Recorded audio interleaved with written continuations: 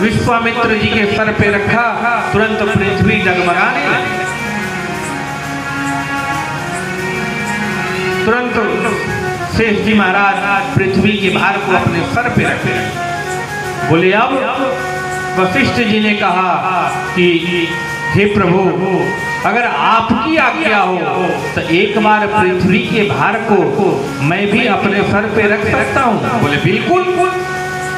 तो बोले मैं जितने भी सत्संग करता हूँ उस सत्संग का जो पुण्य है उस पुण्य के प्रभाव से मैं पृथ्वी को अपने सर पे रखता हूँ। हे पृथ्वी देवी आप टिके रहिएगा। विश्वामित्र जी तो रखे तो नहीं टिकी, लेकिन वशिष्ठ जी रखे तो पृथ्वी देवी टिक गई। तो विश्वामित्र जी ने कहा कि प्रभु अब आप निर्णय करिए। बोले अब क्या निर्णय करना है? बोले अब भी कोई निर्णय बाकी रह गया। बोले क्यों? अभी निर्णय तो आप सुनाएंगे। बोले अब सुनाना नहीं है, निर्णय हो गया। बोले कैसे निर्णय हो गया?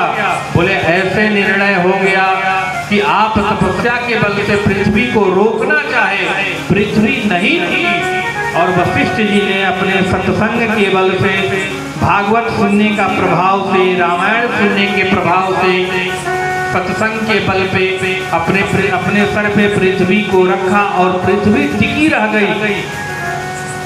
तो अब भी निर्णय बाकी है कि कौन बड़ा है। तो गोस्वामी जी महाराज कहते हैं सत्संग बड़ा है। क्यों?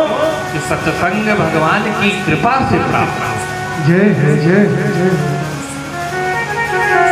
और देखिए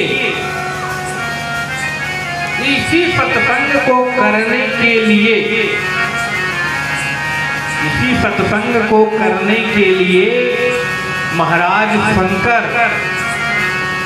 भोलेनाथ जो कैलाश पे रहते हैं, वो कैलाश छोड़ के कहाँ आते हैं? कुंभज ऋषि के पास, अगस्त ऋषि के पास। क्या करने? बोले कथा सुनने आते हैं, सत्संग सुनने आते हैं। गोस्वामी जी महाराज लिखते हैं एक बार त्रेता युग